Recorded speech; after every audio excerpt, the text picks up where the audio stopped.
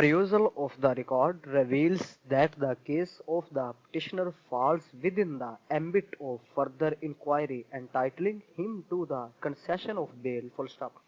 The petitioner had from the very initial stage taken the plea of libel, which was thoroughly investigated by the investigating officer who had found him innocent and thus, released him under section 169 CRPC full stop, though such release of the petitioner was subsequently set aside by this court in the petition, but he was not barred from moving a fresh application under section 497 CRPC full stop. The statements of Muhammad Rahim recorded under sections 161 and 164, CRPC available at page 36 of the record brings the case of the petitioner within the purview of further inquiry full stop. Furthermore, the plea of libel raised by the accused and duly investigated